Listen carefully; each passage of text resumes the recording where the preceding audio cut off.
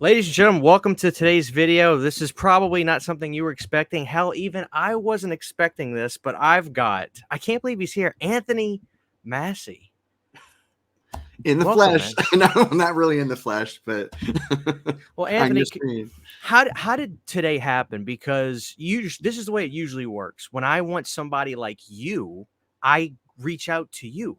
Right. But that's not how this, like, can you tell me Yeah. how you found my video? Well, yeah. It just your video made my day because you were talking about 25 years of terror, and I found this shirt in my closet just for this because I was like, I know I've got that T-shirt somewhere, and I never wear it.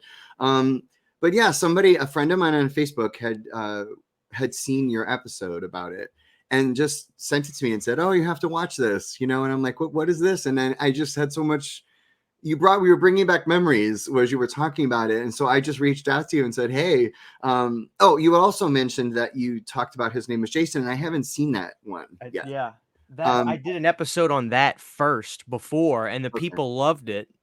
And then it triggered 25 years. I see. So, yeah. Yeah. And so I was like, oh my God. So I figured of all people, if you had any questions you wanted to ask about those documentaries, the making of them, all that and everything, I was like, ask me. Because, it's funny. I mean, I don't really, I talk about it, but less and less over the years because it's so old. I mean, the documentary is, my God, 2006. But we all have these. Oh, we all have them. Right? We all have these. These are part of us.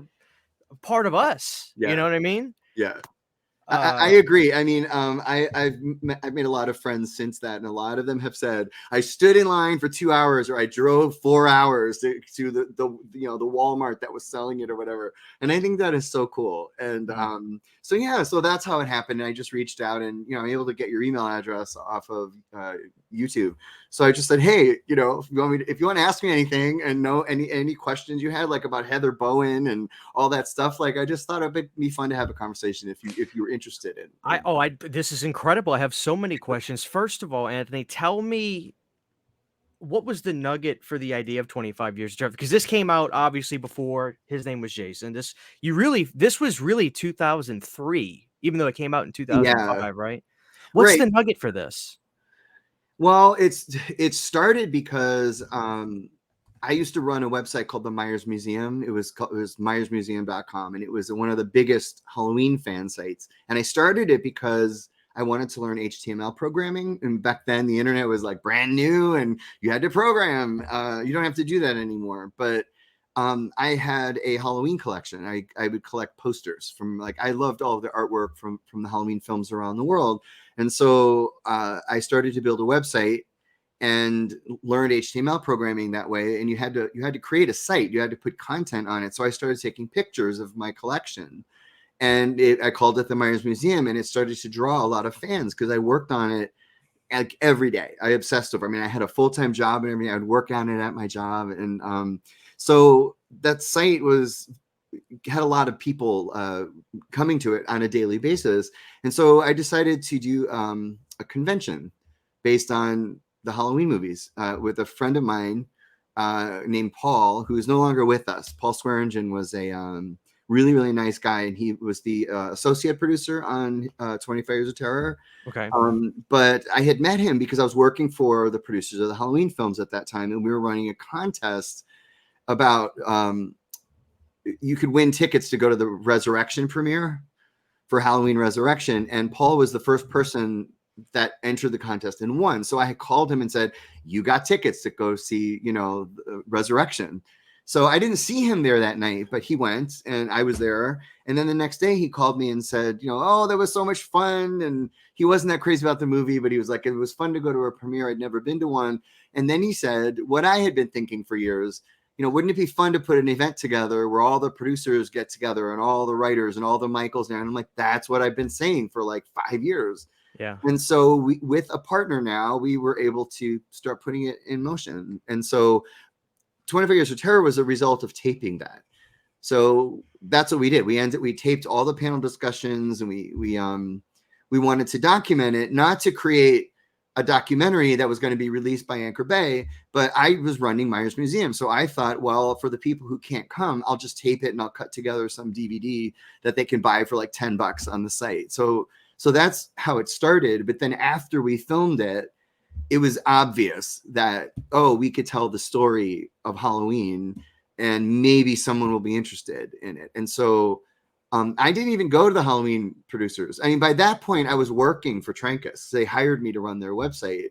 And I was working for them, but call me stupid. I don't know. I never thought they'd be interested in releasing a documentary or working with me on a documentary about their franchise. Why I thought that, I have no idea. So I started shopping it around, and I should have found it. I have like a presentation binder that when you opened it, it played the Halloween music and it had like pictures from the event and all of that. And I started shopping it around, and then Malik emailed me and said, hey, I wouldn't do that because I want to work on it with you guys. And I went, oh, really? Like, I was shocked. You were shocked. Yeah. I know. I was like, why? Like, I was still a fan at that point, like, I was just happy they hired me to run their website, and so that's exactly what we did. And Trancas put in the finishing funds, and they paid an editor. I sat next to the editor every night. I had a full-time job. I was working 6:30 a.m. to 3:30 p.m. And then I would leave my job and go into Hollywood and sit next to the editor for like 6 to 8 hours every night for months, getting through this. So our director, Stefan, lived in another country and he wasn't able to be here. So I kind of had to step in and wear lots of hats. And I found out I loved it. I was like, wow, I'm really loving this. So it's really what created my producing career, because without 25 Years of Terror, I don't think I'd be a producer, because I was put in that role of producing a documentary, and then I had to kind of do a lot of things by myself at the end. So, but that's how it happened. I didn't set out to create a documentary. It kind of just came out of the experience of building the convention and then taping it and then going, wait a second, this is pretty cool. We taped all these, panel discussions and stuff. So if you have the DVD, there's bonus features, and also we taped so much stuff. So we just ended up putting most of it on there as like bonus features. So Anthony, when you say you didn't intend this to be a documentary, is that, like you said, is it mostly because you thought, how could I do this? Or was it also at this time, like, I feel like this was a pioneer in the horror landscape for what it did. Like I said, this is a blueprint documentary. That's so many people want they want an updated version of this, quite frankly. I know. I've heard many times. Yeah. So at that time, the early 2000s, were horror documentaries really even a big thing at that point, to where you thought it was, you know what I mean? Was it also well, no, but there were bonus features. So I remember like when the DVD came out, like it was a new thing. It's like you had all your VHS tapes, and then it was like, now I got to buy all my movies as a DVD. But one thing that made us buy those movies were the bonus features. And so I always thought Anchor Bay, once they really wanted it and made their offer, and they were very real, it was a real opportunity. I thought they were going to put the movie, it was going to be a bonus feature on a movie release, because they keep releasing Halloween over and over again. And they were the ones that said, no, this is a standalone. So that surprised me, because you kind of feel like, well, what am I making here? And it's not, we didn't have streamers then either. So it wasn't like, well, Shudder will pick it up, or Screen Media, or different world. Yeah. Right. So it's like, well, what do you do with it? And I did I'm remembering this now. I did have a conversation with Sci-Fi. I emailed back and forth with them, and they just didn't want it. And I'm like, but it's Halloween, So when the standalone happened, that made perfect sense. And when I went to the first night, it was sold at a shop in Burbank called Dark Delicacies. It's like a hot spot for DVD releases and autographs and stuff like that. So me and a bunch of cast members were there, and I remember seeing the line going around the block, and I was just like shocked. So yeah, I mean, I had to be told it was the first. I mean, I didn't realize that, but I think it was. I mean, but there had been extended bonus features and like that for other movies and stuff. Halloween already had a documentary. I think the A&E documentary, I think that was before 25 Years of Terror. But this was the first time like it took a franchise and walked you through all the movies, I think. I think so. Yeah. Anthony, take me back to like. Well, actually, let me stop and ask you this. So there was no Halloween 20 years of terror, Halloween 15 years. This was it. This was the very first. Yeah. What is step one when wanting to do a convention? Like, like because from the Yeah. outside looking in, I just assume, okay, it's a Halloween convention, you get actors, you do like what is step one to even conjuring Oh, up? Like, I get stressed out even thinking about it. Does this bring back any bad oh yeah. flashbacks Oh of, yeah. you know what I mean? Absolutely. Yeah. Well, first of all, I was naive, and I think that was a good thing for me. I think here's something I didn't know, that the Halloween producers, that there was so much bad blood between them. Like, I thought Deborah and John, and you know who Joe Wolf is? Joseph Wolf was the third member of Compass International. That old guy with The old the guy, nice. I remember when I first met that guy. He was like the nicest guy. I love Joe Wolf, but I didn't know that Mustafa, Joe, Irwin, John, Deborah, like nobody really got nobody along. got along. Yeah. I just didn't know that. If somebody had said to me, Anthony, there's no way you're going to put this event together because they all don't get along. If somebody had said that to me, I swear to God, I wouldn't be talking to you We now. wouldn't be talking right here. I'm so glad nobody said that to me, because I just jumped in going, how hard can it be? I'm kind of like that in my general, like, how hard could it be? I always underestimate the work that is needed for something like that. But I had never done a convention. And so I asked myself, like, Paul and I were like, all right, so we want to do this. What do we do?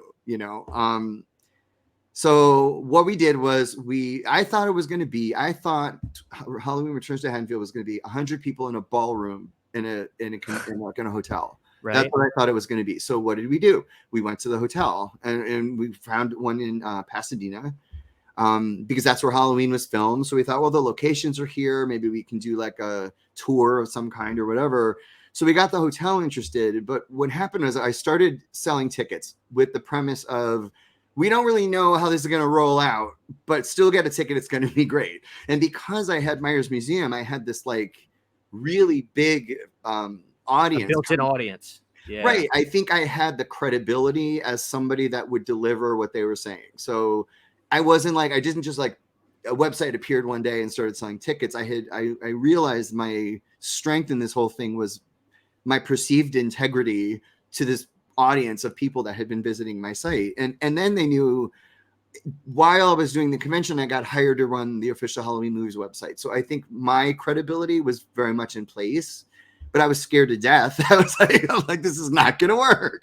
But we started inviting people. We just started sending out letters. So I sent letters out to people. And this wasn't like, now you could easily reach people. You can go to their Facebook page. And like, if you want to bring Gloria Gifford, to your convention, you can probably find her and direct DM her on, Facebook. And we couldn't do that. So we literally tried to find addresses. I remember talking to some Halloween people and then going, like, from like Halloween 6, I was like, do you know Janice Nickram, like the old lady that's, in Halloween 6 there? And somebody did. And I called her up out of the blue and I was like, hi, Janice. My name is Anthony. And I'm telling her what I'm doing. And she's like, you want me to wait, what? And she was blown away. And I was you will be a celebrity for a weekend. I promise. She didn't believe me. And she stole the weekend.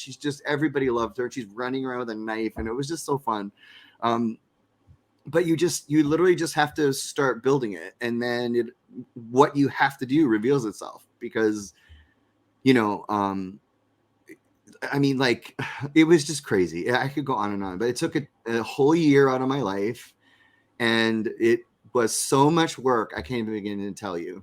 And I almost had a panic attack in the middle of it, because I was living in San Diego too. So I'm trying to, create this event in Pasadena, which is about 3.5 hours from San Diego. So I would call in sick to my job and drive up to LA just to meet, just to like sign something at the hotel or something like that. And I had heard that Deborah Hill rejected the offer to come. Now, Mustafa said he was coming. And I have that letter still where it said, I'd be delighted to attend. Like, oh my God.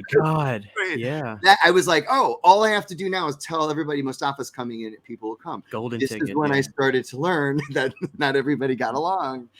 And so here, this is an honest to goodness story. I had emailed Deborah. I had sent a letter to Deborah Hill Productions inviting her. And I came home from work one day and I had a voicemail from her assistant that said, "Hi, Anthony. Thank you for the invitation. Deborah will not be attending. Thank you. Bye." And I was like, wait, but Mustafa's coming, not knowing that there was like a discord, between them. So I was like, she's got to come. Like, oh my God. So what I did was I had posters printed. I don't know if you can see, but right there. Let me make your video bigger so people at home can see. All right, go ahead. So right there, this poster is the 25 Years of Terror, like silver edition. There's like a silver foil on the bottom. It was more of like a limited version of the poster that we How did. much is that worth now, Anthony? Oh God, oh my God, I don't even know. You got a stash of those at the house? No, I don't. And, but like I think we printed up like 20 of them. Oh, they're gone. Yeah, they know. Yeah. And we gave them out. Like I sent one. So anyway, I sent one to Mustafa. And so I mailed one to Deborah, and I thought this is going to impress her. And we put silver paper on it, and it was like the silver anniversary. And I wrote this really heartfelt letter, and I didn't hear back from her. And I was like, what the hell? Let me try one more time. So I waited until a Friday after 5 o'clock, and I thought I was going to call her office and leave a message for her. Right. And I called the office. It was like 6 o'clock, something like that. And this voice says, "Deborah Hill Productions." I said, "Can I speak to Deborah?" And she goes, "This is Deborah."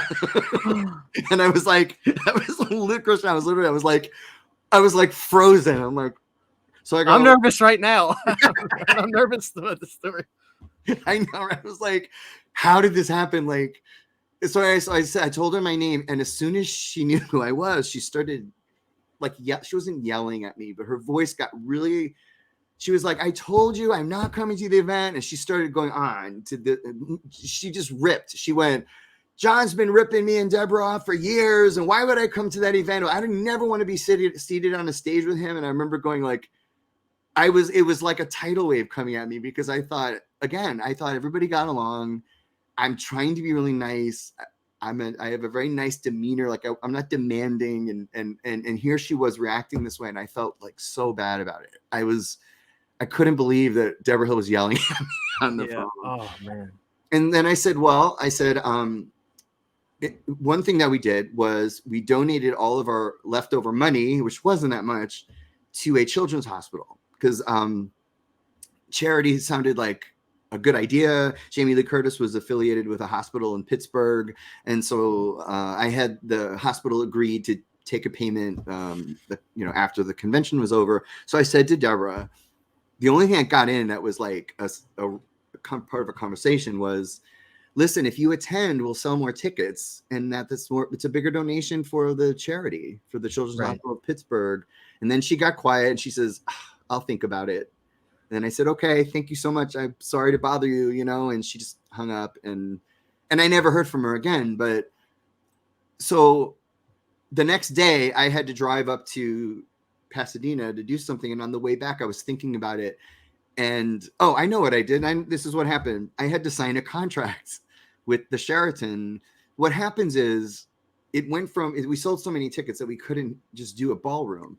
So the hotel said, if you book the convention center, we'll give you that for free. They won't cost you a penny for the convention. I said, "Oh, that's great. Let's do that then." Because the convention center is huge. But they said, you have to fill our hotel. You have to guarantee that you'll fill all the rooms in the hotel. And they pushed an agreement towards me, and I signed it. Not even really thinking about it. And I was like, well, basically I signed I financially ruined myself, because if you don't book the hotel, you gotta book the hotel is what that means, right? Yeah, I pay for the rooms even if they're empty. They're empty. And so I was driving back, and again, I had 3.5 hours to think about, well, Deborah's not coming. Now people are going to be jumping, and now I've screwed myself. Like I remember, like I wasn't in a shock, but I don't remember the ride home. I was literally like, what did I just do? Yeah. I am so nervous listening. You're stressing me out. You're stressing me out. My God. And nobody knew this. Like, I didn't tell my family that, like, I literally was like, what do I do? So fortunately it all worked out. Right. What happened was the opposite. So like when Danielle Harris said yes, like that was a big thing for me.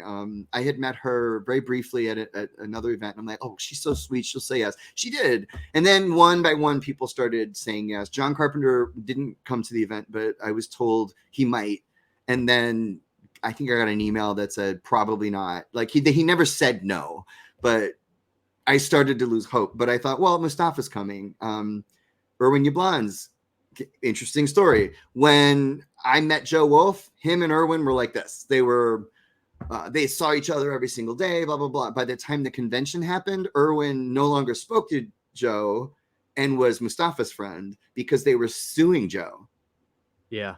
And it was awful. And I remember going, there's a contentious lawsuit here. And I remembered the secretary that worked at Trancas, the day before the convention, she called and said, Mustafa might not be able to make his appearance because he might have to go to court tomorrow.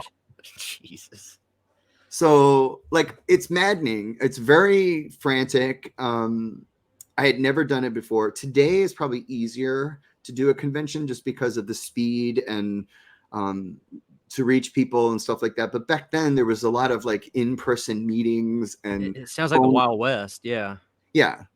But I was committed to it, and and it was so fun. I mean, when on the DVD you can see we had a bus tour of all the filming locations in the area, right? And we didn't tell anybody that they were going to see the recreations of scenes, And I didn't go on the tour because I was back at the convention, so I never went on it. But I saw the footage, and when those kids turn the bush, turn the corner there, and they see Michael at the bush. I mean, like I saw the footage and I was like, that's the fun. Now the fun's starting, because I think it's the way the event was put together. It was put together a lot of love and passion, and and we didn't have like key people there. Like Tommy Lee Wallace wasn't there, Nancy Loomis wasn't there. And when we interviewed them after, so when we were doing 25 Years of Terror, and we finally were able to get the interviews we couldn't get at when we were filming most of the interviews at the event, I said to Nancy, I filmed her interview. I did the interview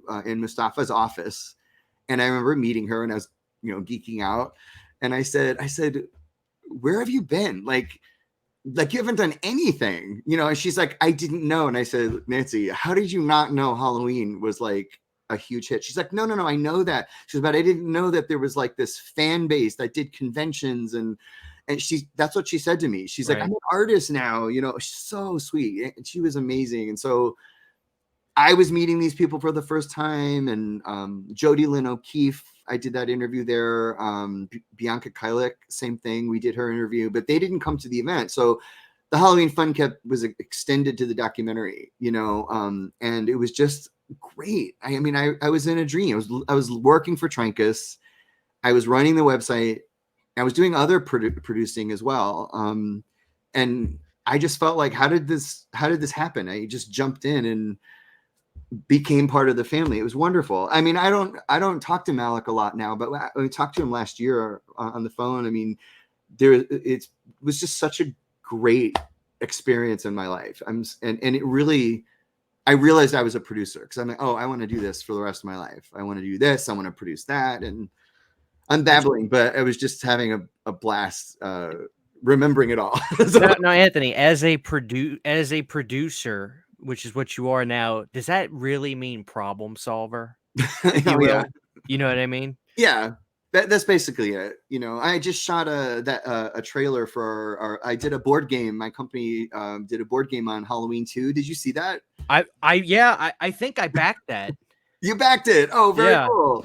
Yeah, me and my wife, we are obsessed with board games. But oh my God, that's amazing. Very cool. I thank you for backing it. It's yeah. I mean, you should go to if your viewers are listening, go Absolutely. To the Kickstarter. I mean, check out the trailer. We shot a 7-minute trailer, officially licensed, by Universal. And it's Michael Myers shows up and terrorizes a couple people, in a hospital. But it's funny, like you say, what does a producer do? Well, they set the whole thing. By the time I did nothing on set. I just showed up there and I just kind of lingered around all day, because all my work is done before the shoot. It's casting and the hiring and the insurance and the permit and all that stuff.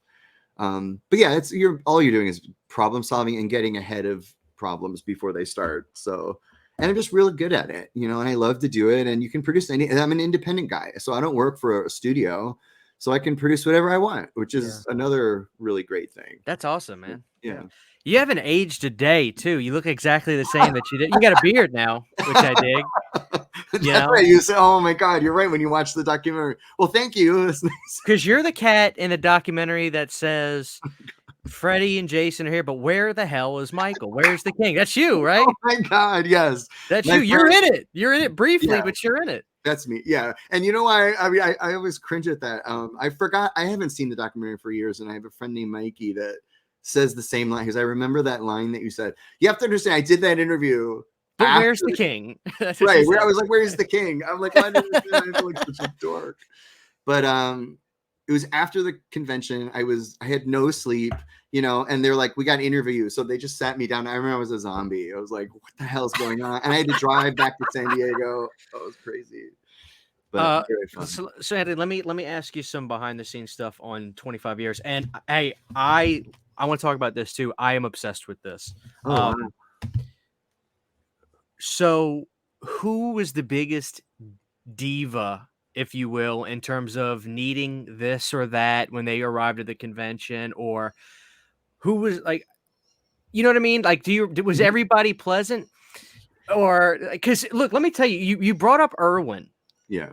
I read Charlie. I love Charles Band. He's one of my heroes. Okay. I've seen that. I haven't read it, but I've seen that. There is an entire chapter on Irwin Yablon's SmackDown brawls in here about working on. Yeah. I think he produced Arena with Charles Band, and he said that like he did Arena and he produced Parasite, the Demi Moore 3D movie from the late 70s. Okay. And he said there was a moment where just a quick thing. He said there was a moment where Irwin was watching the screen and he had his 3D glasses on incorrectly. Like he had like these lenses backwards or something. So he's watching the movie and it looks extremely messed up because it was a 3D movie. And he didn't realize his glasses were wrong. And Charles said he starts flipping tables, cussing, grabbing people by the shirts. "You're ruining me, damn it." And Charlie said he had to like he said Irwin is explosive. And then he's like, "Irwin, your glasses are on backwards. Fix it." And he's like, "Okay, great. See you guys later." Was he like that? Did he have blow up moments? Come on, God. You gotta have a story for me. You got a story for me. I have a story. Okay, it's on 25 Years of Terror. I think there's a producer panel, and it's the one where I'm sitting. I think I'm sitting. I don't know if I'm in the middle of Mustafa and Irwin. Okay. I had never moderated a panel, but you have to understand, I didn't know what the hell I was doing when I did this event.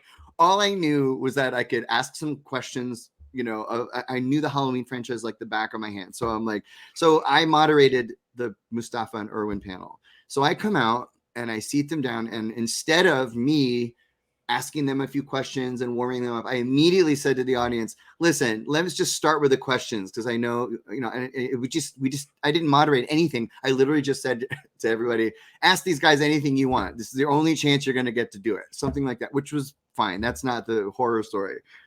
What happened was no one was asking Irwin anything. They were only asking Mustafa. They like you, and the guy would stand up and say, "Mustafa, what do you think about doing continuation of Halloween 3?" And but it was like 4 or 5 of these, and I was like, "Oh fuck!" So I can curse, right?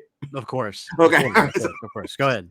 So Irwin, it's on tape. You can't hear him say this. He leans over to me and he goes, "You don't know what the fuck you're doing." This is on stage in front of the whole audience, and they couldn't hear it. He whispered, "You know what the fuck you're doing?" And I'm like, he goes, "If you don't get them talking to me in 30 seconds, I'm getting up and leaving."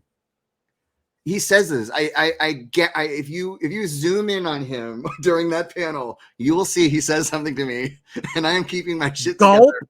Oh my God. And I'm like, so as soon as Irwin finished, I went, "So Irwin, like I had the microphone. I was like, and I asked him the wrong question. I said, "How did you become a part of the Halloween franchise?" And he goes, "Well, it's more like, how did the Halloween franchise become a part of me or something like that. He flipped it, and then because he created the nugget of the idea for it, so he yeah, took offense right away he took when you offense. asked him that. Right. Damn it, Anthony! I know. But I was like, oh, this can't be happening. Like, oh my God. And, but yeah, so I now that you told me that, it doesn't surprise me that because he was so like, he could have said a joke or he could have said something to the audience. He could have joined in Mustafa. Like he could have become a part of the conversation in a nicer way, but instead he kind of like attacked me, and rightfully so. I should have introduced, and I did. I introduced them, but I should have led the conversation better. And then I don't know. If I had to redo it, I would have redone it. Once you got him going, was he okay? He was fine. Yeah. Yeah. I think it's because he now was being perceived by the audience as important as Mustafa. I mean, if it wasn't for Irwin, Halloween wouldn't have been made. And but same thing you could say about Mustafa. Like everybody needed each other to have their role in it realized. So but Mustafa was the nicest. I mean, I've heard things from people in the franchise about how he's a very ruthless businessman and everything, but to me he was always very nice. And I used to, when I didn't work out of the office, but I was there frequently. And so I would go in and we would just chit chat every now and then. And I'd say, hey, what's going on this weekend and whatever. And he would joke around, and he was just a really nice man that loved Michael Myers, but for the life of him, he couldn't tell you what happened in any of the movies. Oh, that's funny. Yeah. Let me ask you some questions that I think the audience are dying to know about. First, let me mention this, okay? I'm going to safely assume there's zero chance you have not watched the documentary that was made for Halloween 3 on the Scream Factory Blu-ray that came out in 2012. I haven't seen it. No. You really haven't? I really haven't. No, it's not that I don't want to. I just haven't yet. Okay. Well, fine. Let me just spell this out for you. The kid from Halloween 3 that gets his head eaten off by the bugs and stuff. Buddy. Yeah. In this documentary for 2012, the little Scream Factory one, he's very happy, talks happy about the experience and everything. In your documentary, he makes me feel like a piece of shit for liking these films. Yeah. What you've probably seen the unedited complete filming of his interview. Was it entirely like that? Why did he have a stick up his ass? Well, I think he became very religious. He had the what is that, yarmulke on his head? That ain't in 2012. He ain't wearing it in 2012. I'll tell you that. Oh, okay. Well, hey, okay, that might be why. Well, here's something that we did. I had come across. I mean, when you interview somebody, you have to do research, and you have to do a couple of things. You have to know who you're talking to, and then you have to ask them questions that are contributing to the narrative you're crafting for the documentary. So it all kind of has to accomplish a couple of things. And then you want a lot of surprises along the way. But I had found an article about a teenager that went to go see a Halloween movie and then went home and like stabbed his grandmother or something. In fact, I saw one recently. Somebody was just sentenced for that crime. And so I don't know why we had it in the rotation in the interview questions, but at the end of the interview, we would ask people. One of the things we wanted to explore in the documentary was, are horror movies bad for society? Why are we so fascinated with this? And so I would ask something like, are horror movies bad for society? What is it about blood and all that? And everybody except for that guy, I forgot his name, he said, well, no, they're fine. It's just entertainment. And then I produced this article and I'd give it to them, copy it to them, and they would read it, and they all had the same reaction. Well, it wasn't a Halloween movie that caused somebody to stab someone. They're already screwed up. I mean, if it wasn't the movie, they would have done something else. It's to directly correlate them and link them and say, well, if you go watch enough of these movies, you're going to go start killing people. Well, I've seen millions and millions of these movies, and I'm not going to kill anybody, and that's you've made it this far, right? Yeah. I mean, right. go to a horror convention. Horror fans are passionate and kind. I mean, some of them are dicks, but for the most part, they're accepting, they're welcoming, they're smart, they're But Buddy said, "Oh, this makes perfect sense." Of course he did, because you're filling your head with horrible things and death and all of that. So I think he was just had a different paradigm or perspective on the world when he did that interview. And if he's now happy about it now, it could be he's making tons of money at conventions. That can sway your thoughts on things. But maybe that the combination of those things, you know.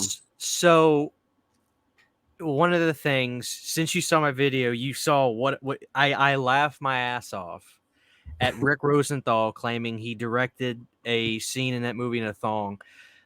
I mean, where do you stand on that? You have to believe Rick, right? To say that, to make that up would be ridiculous. Yeah, I mean, that's why we put it in the documentary, because when Pam Shoop, she's the nurse, when she said that in the panel discussion, you know, that was a closed set, and then all these guys showed up or whatever. She sounded like my question would be like, why would she make that up? I mean, and it kind of sounded like, yeah, that probably happened, because check out that scene. You know, it's like, she's so beautiful, and like, you of course the guys showed up to see that scene, you know. I mean, she said it in a room full of people too. Like, it's bolsterous to say, like, you don't make, I get it. You wouldn't just make that up in front of, on camera. Like, that's somewhat defamatory to people to just say that. Yeah. It's like either that happened or it didn't. Right. And so, but then when you see him, he's just as conviction. That's not true. I directed it in a thong. And I'm like, wait a second. Nobody, you would think anybody in Halloween 2 would be like, you know, he directed a scene in a thong, right? But like, nobody said that. So I don't know. It makes for great entertainment, though. Well, let me tell you, laughing. Rick Rosenthal did, there was a screening of Halloween 2, maybe 10 years ago in LA. And I went to that, and Gloria Gifford was there, and Rick was there. And Rick was taking questions from the audience, and they asked him something about one of the scenes in the movie. And he said, the scene at the end, there's a scene where he kills Janet with the syringe, and he goes, they dimmed the light, they turned the light up so that he's appearing behind her. And he goes, none of that had been done before. That was a first. And the whole audience kind of went like, that was a rip from like Laurie's, you know, whatever, that scene where he stabs Laurie, but he seemed very convinced about something that wasn't true. So I was like, maybe he just remembers things differently. I don't know. Maybe he wore a thong on Resurrection. He got confused. You know, regardless, that makes for great. The obvious answer. That is exactly what happened. If I ever bump into Busta Rhymes, I'll be like, was he in a thong at any? Did you that was another thing that was great, despite the fact that Resurrection had just happened. You did get a lot of the cast in Resurrection to talk about the movie, which is awesome. And was Busta even, was there even an attempt, or did you probably say there's just zero chance him or Tyra? We asked. I think they both passed. We asked everyone. People, like when I did His Name Was Jason, they're like, where was Kevin Bacon, you idiots? And I'm like, don't you think we asked them? You know, like, don't you think we asked Kevin Bacon and Corey Feldman? And, you know, we asked. Yeah, they probably both declined. We didn't try to not interview them. We did everything we could to interview like everybody. We tried to find people that, like, you have to understand, there's so many people that make a movie. We took anybody, because like, if you're the costume designer, or if you're the makeup person, like, you've got some story to tell us. In other documentaries, I've not been that ambitious, because, you know, let's face it, you want to hear from the actors, the writers, directors, producers, you know, that's pretty much, you know, but yeah, Busta probably just passed. So. But you guys had some really interesting people. There's that one guy with the I actually, after watching the documentary literally last week, I paused it when this cool looking guy with this big handlebar mustache with the accent, you know, the reviewer, Kim Newman. Newman. So did you know? You had to have known. I didn't do that interview. That was filmed in the UK.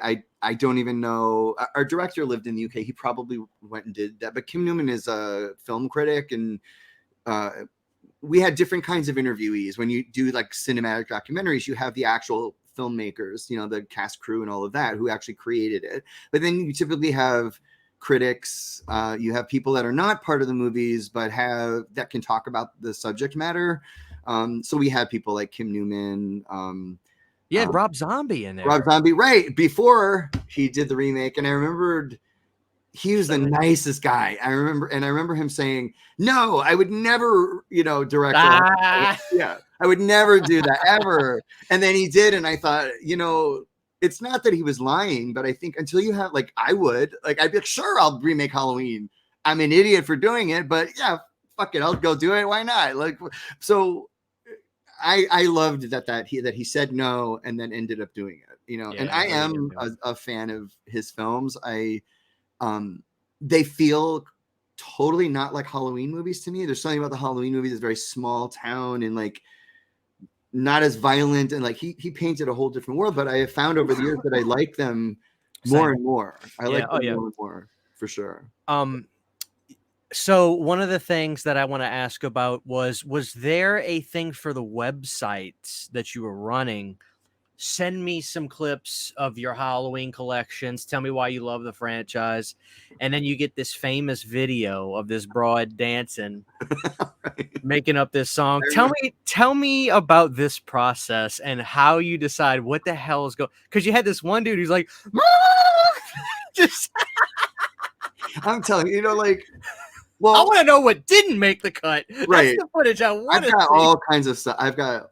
I've got all the tapes in a secure location that I should probably pull out and start going through and showing the extended interviews. So that would be a lot of fun. You're giving me a really good idea. Yeah. So fortunately, I was, Trancas wasn't limiting me. They're like, do what you want. So I was like, well, you can't talk about the Halloween franchise without talking about the fans. The fans are what keep it alive. So on the website, I said something like, I made a massive mistake. I put my home address on the web. Oh, dude, naive! I'm telling you. And I was like, mail a tape of yourself with your collection, whatever. And I got tons of stuff mailed to me. And then on the last day of submissions, it said something on the website, must be received. When you see contest rules, it's like by midnight on this date, we need to receive, but they're not delivering mail at midnight. You know what I mean? It's midnight. That's the cutoff on a certain date. Well, I typed that on the website and I was in bed and somebody's banging on my door and midnight. And I'm like, what the fuck's going on? Who's that? And I look out and I had I lived in an apartment and there was a couple of them. And I had glass doors that looked out over a pool in our complex, and there were people there, and there were people at my front door. You're and I'm lying. But I didn't know it was for Halloween. I was like, "Holy fuck! They think I'm a drug dealer or something? They think someone else lives here." And I look and I go, "Oh, is that guy wearing a Halloween T-shirt?" And then I see he's holding a tape, and I'm like, "That fucker is delivering a tape to my house." Please tell me that dude made the video. Did he make it or no? Honestly, I can't even tell you if he made it. I don't even remember. So Anthony, let's put something into perspective for a second. This is early 2000s. You said, mail me your tapes. Right. So we're talking VHS tapes. People were filming on those camcorders. Yeah, people were mailing me VHS tapes. And you had to process all this video, upload it digitally. We had to transfer all of those to what we were editing off of were mini DV. Do you remember mini DV? Yeah. Right. And they were still digital. That I didn't understand. I'm like, but it's still a tape. And they're like, no. That was our family camera for all of the 2000s. Okay. Yeah. So we had to transfer all of that. Even the stuff we got from Trancas. There was all kinds of B-roll and all that stuff. Then we had to, there was a service. I remember there's this husband and wife, in a house. There's this little business, and when you're in LA, everybody needed tapes transferred and converted from one format to another. So I just remember going there every week with a box of stuff, and then for a couple $100, I'd pick it up the next day, and it would be all converted for us. Now things are digitized and on hard drives, and so much easier. But yeah, so we had all those. So then I had to watch them all, and then we had a contest for. Yeah, so it was tapes to get on to the 25 Years of Terror, but then we did it again for getting a walk-on role in Rob Zombie's Halloween. And so that was another thing. And a lot of people thought it was rigged somehow. I just talked to somebody about, they brought me onto their podcast just to clarify this one thing about the drawing for Heather Bowen, and everybody thinks like it was rigged or something, which is puzzling to me because it wasn't. I mean, I was there. Mustafa reached in and pulled out the paper. It's all on tape, and I left the bucket there. And if anybody were to look, they'd see all the other names. So, but it was just weird how that I was like, no, she legit won. And then, so yeah, so that's how all that happened. So those fans are in there because, and we were looking for the ones that stood out. I mean, I can remember some of them just being really boring, you know, like I'm a big I fan love because I watch the Halloween. movie every day, you know, right. Yeah. I wanted the people that were like more energized and maybe Without a doubt. Without a doubt. I love that clip, man. that should be like your ringtone on your phone. That's what makes this documentary, and I'm not being facetious. That's what makes this documentary. There's nothing else like this one because of stuff like that. It's like it's so authentic. But one way I want to ask you about Heather, but the Asian gentleman, Halloween changed my life. Where did he travel from? Did he cross the damn seven seas to get to that convention? Oh yeah. I think what impressed me about the event was, and you don't see everybody in it, but I know people from lots of other countries were there. That's crazy. And he was just one that they end. I mean, I just said to the crew, you know, just tape everything. You tape this thing, you know. And I hoped they would do a good job. Like it wasn't. If I were to do that now as a producer, there'd be very specific provisions and there'd be a plan and everything. But these guys just showed up with their cameras and just kind of went around and taped everything. And then it was when we were watching it, they were like, this is actually really good. Like we could string, like you know, they did the interview, like Danielle and all those people we interviewed were, the background was like some foam board with like posters stuck to it because this guy, I think his name was Josh, I can't remember his last name. He had this massive Halloween collection and he flew it from like New Jersey out to Pasadena, and I just brought huge foam board for him to tack everything to. Well, that ended up being like our production value, you know. But again, we weren't. If we were to do it again today, like if I were to do a new Halloween documentary that talked about all the movie, it would look a lot better, you know. But again, we were just taping it to tape it. So that we could just sell a, you know, like an hour version. Hey, in case you weren't there, you get, this is how you can get to see it. And I mean, I don't even think YouTube, when did YouTube late 2005-ish? Yeah, so it was coming out around that time. Maybe that's, I don't know, but we were always just thinking we would have to tape it to cut a DVD to mail to fans of my site. That was the idea. So where do you talk to Heather still? And no, are you? No, I've kept in touch with people from the convention, but you know, Heather and I never kept in touch. But years later, she called me and said, I mean, this is probably when Rob Zombie's movie came out or somewhere around that time. Well, yeah, it was around that time. So I said, did you film your scene? And she said, yes. And I helped with that because when Rob Zombie was doing his movie, somebody called me out of the blue and said, hey, I'm so-and-so working. I'm, you know, the production coordinator. Who is Heather Bowen and why does she need to be in our movie? And I told him, you know, she won a contest. Mustafa was no longer around. And I said, he wanted this to happen. And so can you put her somewhere? I mean, it's just a walk on roll. It was just put her in the background. And I think she said she played a waitress at the Rabbit and Red bar and they just put her in the background, but they didn't use the scene. So, right. Okay. There you go. Yeah, that's what I heard. But she showed up one day and walked around and that was it. But then she said that she was, and you know, there are things, you know, you do in, like as a producer that you wish you hadn't done. But like when she, you know, she lifts up her shirt in 24 Years of Terror, and she said it was very difficult for her to find a job at that point because when people were, you know, vetting her and typing in her name, they were coming across these pictures of her. Well, I felt really bad when I heard that, but ask anyone that who worked on, I didn't want that scene in there because I remembered feeling like, well, it kind of comes out of the blue. She probably wouldn't like knowing that we use that. She probably was just goofing around. So I never felt good about it, but you know, I have to take ownership of it. And so it stayed in because I was told very plainly, no, people are going to love it. And PJ shows, you know, her boobs and the original movie. And, you know, and I got one or two angry emails from parents that were like, I didn't know this was in there and my son was watching it. And I'm like, but she had experienced something negative from it. I have since typed in Heather Bowen and I've tried to find those photos and I can't. So either she got them removed or people just out of their goodness of their heart, were going around on the internet and just removing them. Yeah. I can't find a picture of her. I couldn't either. Yeah. Yeah. So I was happy to know that. And I did that recently, actually, because this guy asked me about it. And I'm like, whatever happened to those pictures? And that's the only time I talked to her. So. I was wanting to have an updated picture of just her for my video. And it seems like she's pretty low key. Oh, yeah. Oh, you yeah. know what I mean? So I could watch the documentary if I need to. Right. But, I was just trying to find. She seems like she's pretty low key, and that's a shame. And you feel, in today's world and culture, it's like, who cares? Like, she showed her boobs, big deal. Yeah. Everybody's comfortable with their bodies now. It is what it is, and it's like on camera. Like, it's really not different from a movie. It's just sad, But yeah.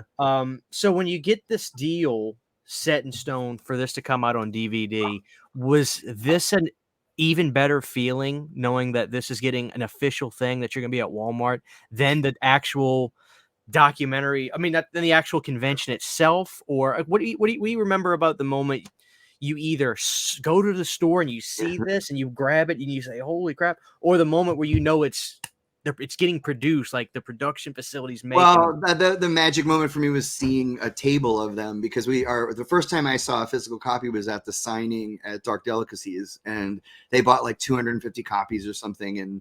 And I thought, well, I hope people come. And no, the line was around the block and we sold them out and we autographed everyone. And I had those posters that I was pointing to. I just had extra stuff because the documentary took 3 years to make. So, and a lot of that was just waiting for Malik to approve things. It's not like it took 3 years to edit. Malik would kind of disappear for a while. Cause he could, his father tragically passed away. Mustafa and his daughter died in a terrorist attack. It's insane, man. I know. And I was in the office when the receptionist, her name was Christy, was on the phone getting that news. So here's the thing. I had a meeting with Malik that day, and his office building was in Century City. Okay. And it was huge. They're not there anymore, but it was this huge building, like skyrise kind of thing. And I used to love going there. I'm like, I'm going to Trancas. And, if you watch like the A&E documentary or whatever, you can see like the door to the office. Like I saw these things in documentaries and stuff. And there I was. So I would always love going to the office, and I walked in and the lights were out. And Christy, the receptionist, was sitting right by the door with the lights out. And she was on the phone. And the first thing I thought was, Malik forgot I was coming in today, because he had done that before. And so I thought, hey, I'm just going to chit chat with Christy. We'll go get some lunch and I'll come back home. And she hung up the phone and she was like white. And she was like, Mustafa was in a terrorist attack. Like she blurted it out. And I'm like, what are you talking about? And she said, and his daughter too. And so we sat there and she told me what she was told and everything. And we just sat there for the longest time, just going like, well, was he okay? I mean, you feel helpless and numb, So, but that really affected Malik, and he would just kind of disappear for a while. And so we were all like completely okay with it, but it took 3 years to get out, because the convention was 2003 and the DVD came out in 2006. So to answer your question, I saw stacks of them, at Dark Dells when I walked in, and I picked it up and I had that moment of like, oh my God, it's actually happening. So, and it's Anchor Bay, but it's Paranormal Pictures and Anchor Bay. So Anchor Bay, they and you're obviously, you work with them again. So is Anchor Bay at that point? This is kind of a nerdy question.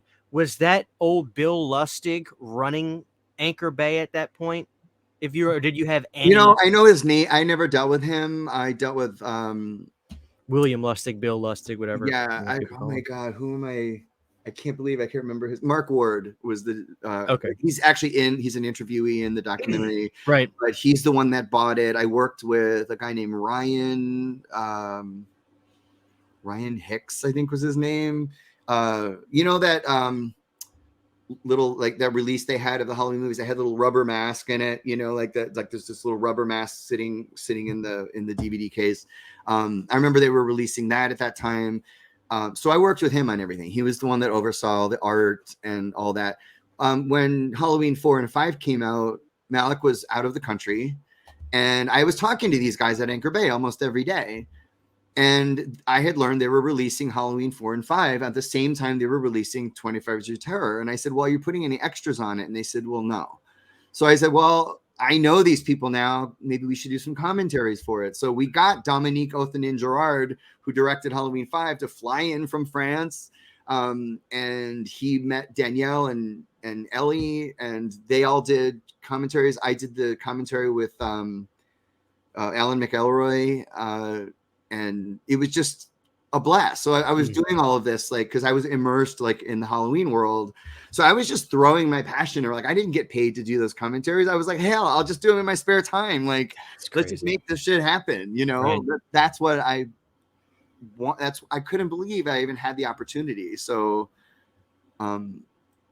it was just so fun. You know, it was just really, really fun to think back on all that. Let me ask you about one more cat from Halloween 25 Years of Terror. This dude, you would never, and I say this respectfully because I like this guy, you would never see this kind of guy in a documentary like this again. The dude, he's kicked back like this. He's got his backwards cap on. He's like, you know, who is this guy? He's like, you know, it's just a bunch of dumb broads running around. And they're naked, but that's not so bad, actually. Who is that guy? You know what I'm talking about. I have no idea who that is. He's in the documentary. He's listed as a film critic. Oh, and he's got a bunch of He's got a bunch of VHS tapes behind him. Is he from Joe Blow? Is he from? He's got a backwards cap, and he's just funny. He talks like a dude, you know. And I'm just wondering who this guy was. And if you knew him, or I didn't mean. I will get you that answer. I mean, I'm telling you, I have not seen it in years. So you're gonna laugh your ass off. I'm like, oh, I remember that dancing girl. When I watched your thing, I'm like, I remember her now. There's another guy who is standing in front. I remember this because he's a friend of mine on Facebook. He's standing in front of his collection and everything, and he's not like. He's been very vocal about being born again Christian. And I've noticed he doesn't post anything about horror movies and Halloween and all that stuff. And it's noticeable to me because we're friends on Facebook. Right. And, but yeah, people, some people I remember, but a lot of people I don't, because I haven't seen it in a long time. I don't want to sound like a jerk for not remembering. I just haven't seen it. So I can respect that. You probably saw it so much in the editing room, like you said, you probably could go the rest of your life. And those shirts are cool. So those shirts were made for the convention, or is that like a DVD shirt?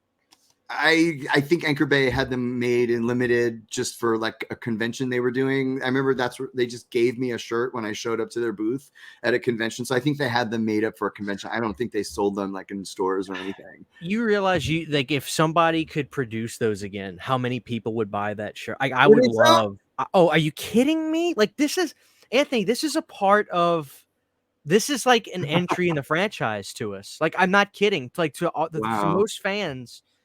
You know, like the normie people, like you're somebody, but to the people like me, this is a part of, like, this factors in.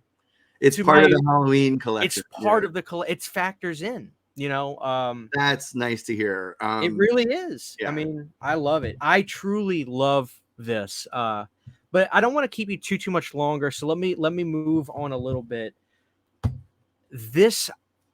It was my. I do want you to check out my video because I think you'll find it flattering. Okay. It's not long. Okay. All right. This was my gateway. This welcomed me into the Friday the 13th franchise. I wasn't a lifelong horror fan. I never, you know, a lot of people, they say, oh, my grandma, I watched it with her when I was a baby. My first memory is watching this or that. Right. My senior year of high school, I went to Spirit Halloween with my brother, and like I just was enamored. I knew who Michael, Freddy, Jason. You can't walk on this planet without knowing who they are. Of course, yeah. And so I was like, you know what? What is? I need to see these movies. Like I was just so enamored by that Spirit Halloween trip.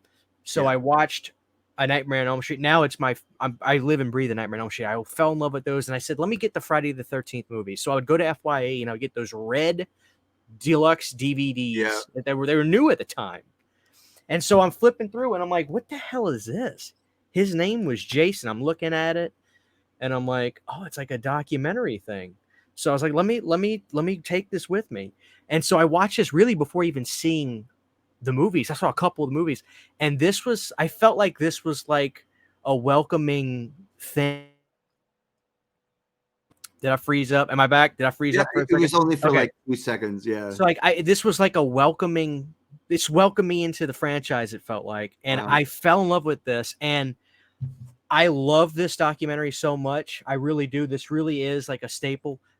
This is like the one I feel like I should tell you that I love the most, but this is I love His Name Was Jason so much. How did this happen? What is the genesis of his? Because it's interesting that I'm watching a documentary about a bunch of Paramount movies, but it's made by Anchor Bay. And I know that may be a weird kind of thing to start with, but like, tell me, what is the genesis of His Name Was Jason? Well, okay. So after 20, and first of all, thank you for saying that. My hope in making them is that they would bring new people, to horror. Because I mean, once you're here, it's fun. I mean, if it's not your thing, it's not your thing. But I'm so glad it had that effect on you, and it Changed my life. sounds like it's a favorite. Is it sentimental? It did something for you. It was changed my life. That's Totally. amazing. That's amazing. I'm not a one-man show. I mean, obviously there was a team of people that made it. So I think all of us hearing that would be like, that's really nice to hear. So thank you for telling me that.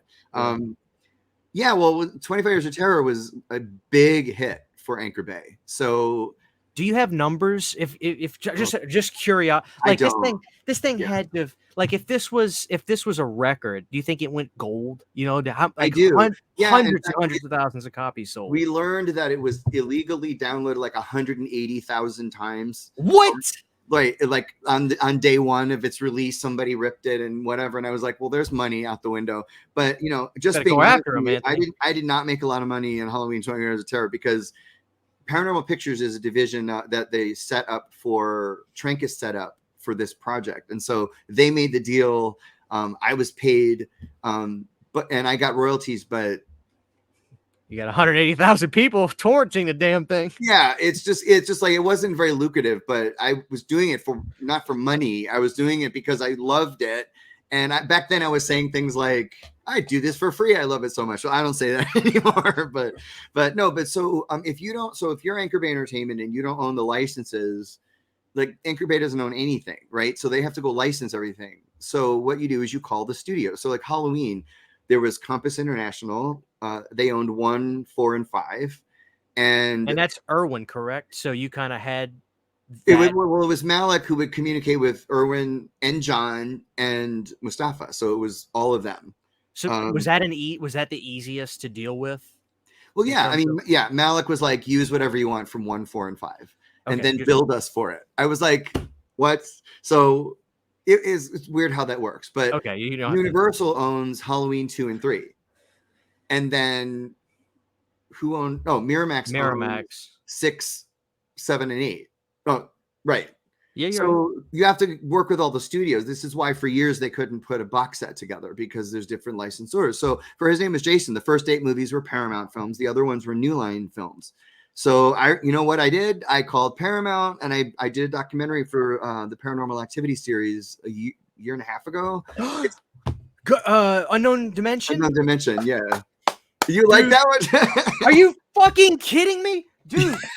I love it. I'm your biggest fan, dude. Like, Unknown Dimension is fucking incredible. Are you? It is. Me? Yeah, I agree with that. Dude, when this came out, Anthony, I am your street team guy. I said, guys, this is the best. If you like 25, I even said this is the 25 Years of Terror of the Paranormal Activity. And when I say this is one, Anthony, this may be your best work.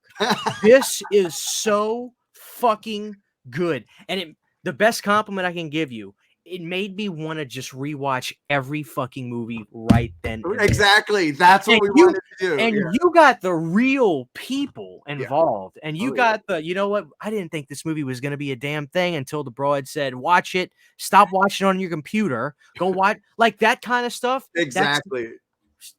Anyway, I don't want to get sidetracked, but dude, you're the man.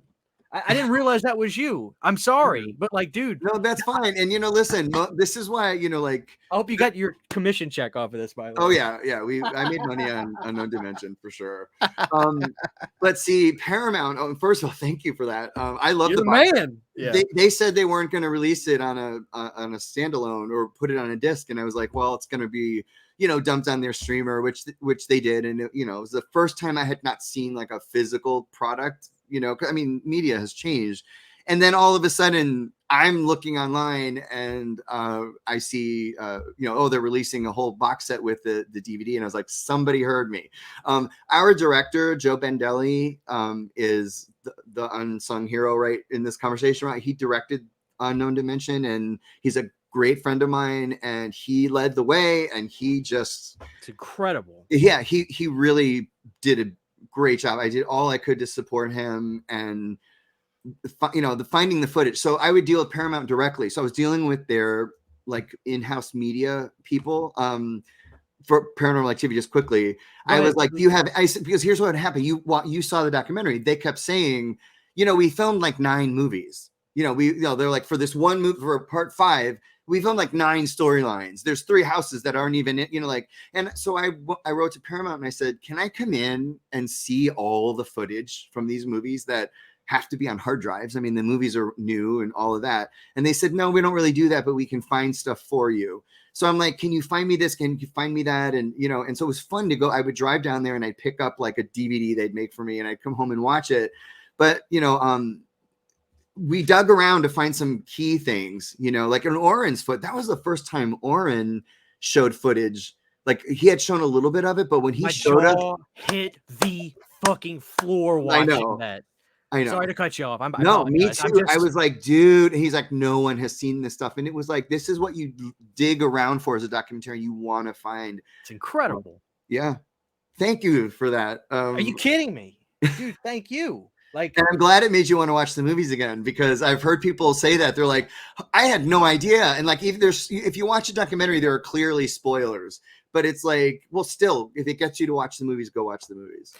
I really do appreciate this franchise. This was my Friday the 13th, Anthony. Like, I grew up. I'm not old. I'm 31.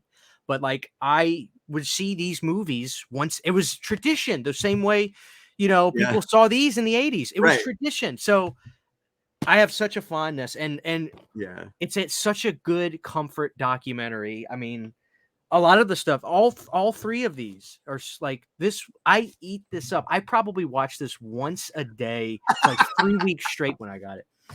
But like I said, I don't want to keep you too long. So if we get back to his name was Jason, because that's got so much legacy. So to get back, so you're dealing with Paramount back then. Was it a different situation in terms of footage and imagery? Basically, I had mentioned a guy named Mark Ward who was working at Anchor Bay. He was emailing me directly, and he was the development guy, so he approved the projects they did. And so he literally was like, do one for Jason now, go. And he wired me $500,000 and was like, go make it. And I was like, all right. How cheap can I make this? Right. But what we did was it was not like Halloween 20 Years of Terror, which was like piecing it together through a convention and stuff. We did 80 interviews in 10 days. I mean, on the hour, every hour, somebody from Friday the 13th was walking into the studio, and I would sit there by the door going, oh my God, it's this person, it's that. I mean, I was like, oh my God. I mean, it was like watching my childhood come through the door. You're kidding me. Yeah. And we had this is not a lie. We had 13 weeks for the entire shoot that we didn't have a frame of footage shot. How poetic, right? Right. And I counted it. 13 weeks is nothing. It's nothing. So nobody slept. There was a lot of tension about like, oh my God, why is this person not responding? Like, but we did it. God. So that was great. And we filmed the maze stuff with Tom Savini in it at Universal's Horror Nights maze. They had like a Friday the 13th like maze that you could go through. And the guy, John Murdy, who ran that event, brought us on 2 nights in a row, brought us onto the lot like at 1 a.m. Like, he didn't tell anybody at Universal he was doing this. So we were running around shooting all this stuff like unofficially. And I was like, we're gonna get shut down. I don't have insurance for this. Like, I just was like, and Tom Savini was there, like, you know, I was just like, this is not going to work out, but it did. You know, I mean, no one's at the. I live 5 minutes from the lot. No one's there at 1 o'clock in the morning. You know, we just walked in and we put up the lights, and our crew had the red and the steady cam, and like they just were buzzing. Right. Like it was. They just had, we all had our roles to do, and then we came back the next night and finished it. But yeah, that's how that was done. It was not a convention that we filmed that we then took center stage theater footage wise and built around that. We just did straight up interviews because, and also we didn't go in order for His Name is Jason, because I brought that up in my video. I said that's what makes this different. Yeah. Yeah. Well, the reason for that was for Halloween, when you look and you've seen these documentaries, each movie, the way that it was made was as fascinating. Like Halloween 2 is one of the first, you could argue, is one of the first sequels, mainstream horror sequels, right? And then 3 was a complete departure, and then 4, Mustafa got it back, and then 5 did its thing. And so the movies were really interesting the way that they were made, not the Friday movies. They were kind of cranked out one after the other. So the makings of those movies weren't as interesting as the makings of the Halloween movies. So we did things like, what's Jason's, you know, best kills, and the mother complex and all that. So we just did a different structure for it. I don't know. I have not seen Crystal Lake Memories. I'm just going to be honest. Haven't seen it, but my understanding is they went, my footage is in it. But they, I'm so glad you brought, if you don't mind, let's just get into this. Okay. Crystal Lake Memories is flooded with your footage. Yeah. How in God's name, like you had to license that to them. They can't just take it. Yeah, well, I had to give them permission. I mean, it's my footage. I made the deal with Anchor Bay, so you know, I was the only one that signed that agreement, and so I owned all that footage. In fact, I could take all that footage now and cut another documentary. You could repurpose it. Yeah, I mean, because what Anchor Bay buys, it's not whether they're buying it, but what they're licensing is a specific cut of the documentary that they can then distribute. So anyway, I had all this footage, and I had no interest in. I'm a person who I don't, you know, I was asked to do the 30th anniversary convention for Halloween, and I said no to Malik. I'm like, because I did it. I did the 25th, and you know, nothing's going to top it, and I want to do something else. I'm very much I did that already. What else can I do kind of guy? And so I had no interest in doing like a 6-7 hour anything. So I gave them permission to use it, and I figured, well, you know, they want to do it. So I just gave them permission. Yeah. Yeah.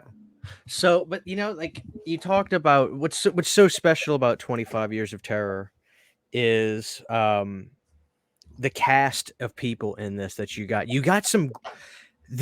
Anthony, I need you to tell me what happened to this Fangoria editor that's on your documentary. His name might actually be Anthony as well, Anthony Timpone or something. Oh, Tony Timpone. Yeah. Anthony, what happened to him? He's off. He's not the new Fangoria is not him, right? Like I remember they went away. I bought the last Fangoria magazine that came in like 2012. Yeah. And I'm like, what the hell? Where the hell is Fangoria? And now they're back, but it's a new renovated, and it's not bad. I don't know if you even read them or get them anymore. I get it. I get Fangoria magazine. Yeah, it's high quality and all that, but come on, you know just as well as I do. Like this was Fangoria. that was right. You know what I mean?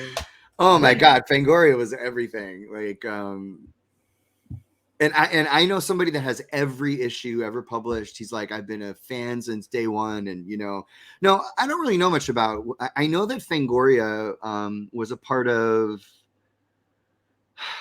not Cinephile. It was a company by a guy named Dallas Saunier who did Bone Tomahawk. He did a movie called Bone Tomahawk. Oh, incredible film. Yeah, he was sort of climbing, and he was like a little mini Blumhouse. He was making a really big splash in like indie horror, low budget indie horror. And his company went down instantaneously, like in the Me Too movement. That something happened on a set. I don't know all the details, but he was under fire immediately. Well, he had bought Fangoria. I think that's what it was. And Fangoria made a statement on the same day that said, we're walking away from him. And again, I don't know all the details, but yeah, he ended up with another owner. And then I think 2 women bought it. And I think if you go to any, I have my Fangoria Evil Dead Rise here. Yeah. Tara Ansley and Abi Goel, those are the publishers. They bought Fangoria back.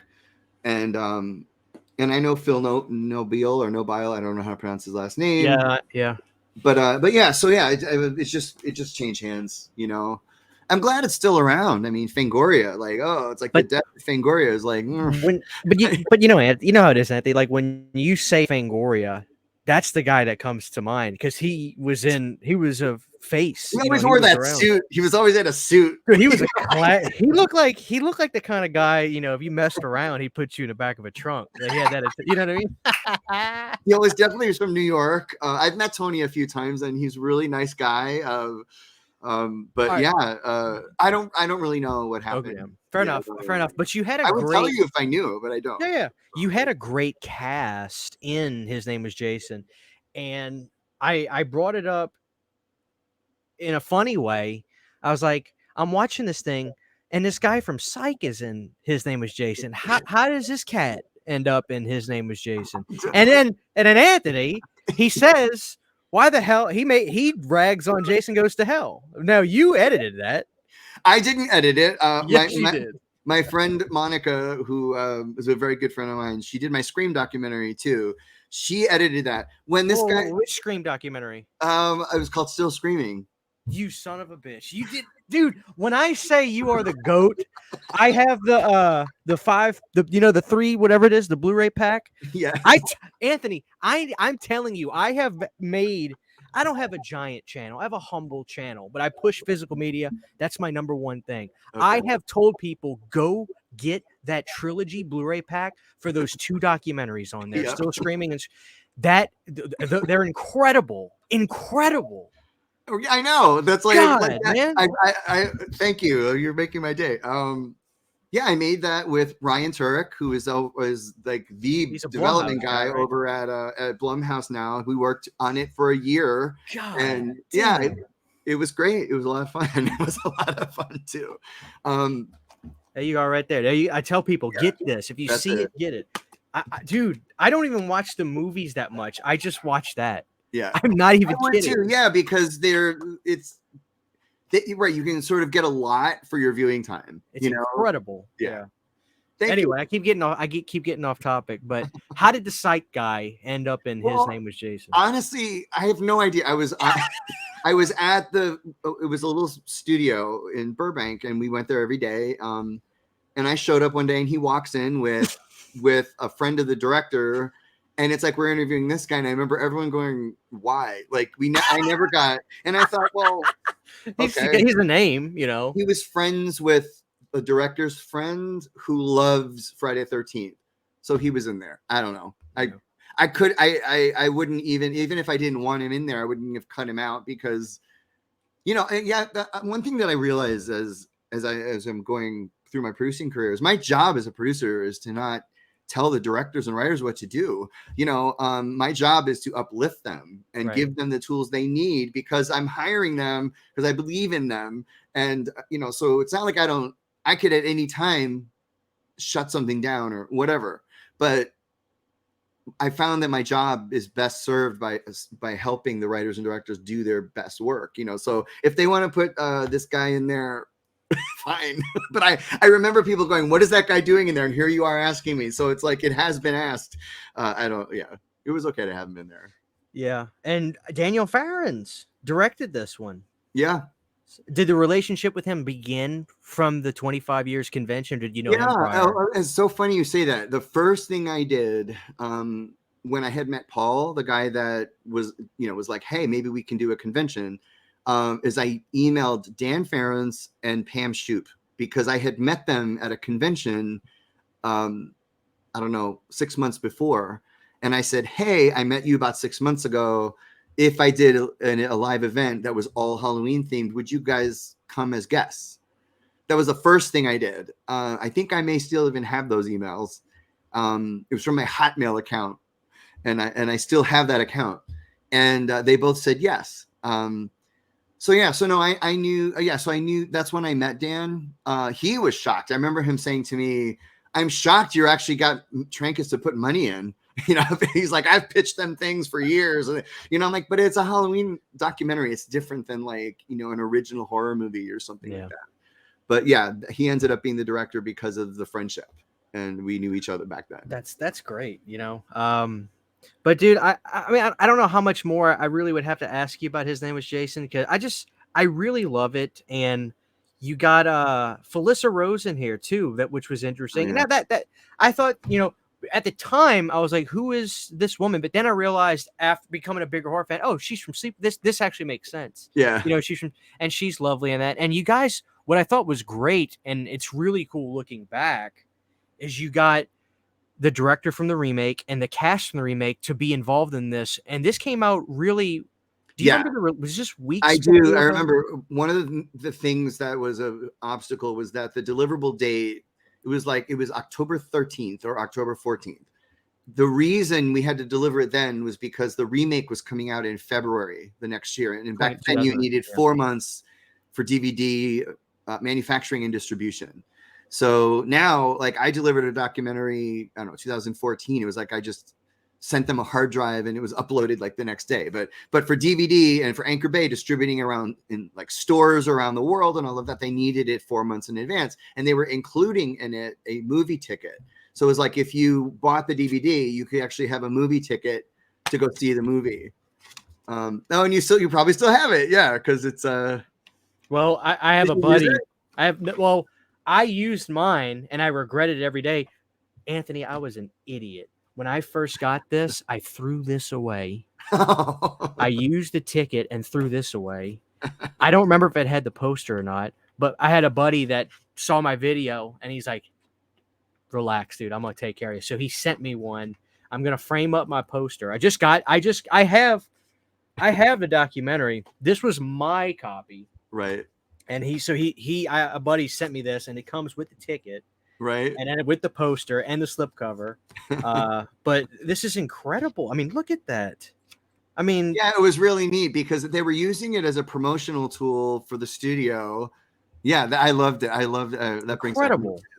Incredible. Yeah, it was so. It was a different time back then. I mean, this is what they wanted, and we were, the only ones doing it. And, it's not that hard. How am I going to say this?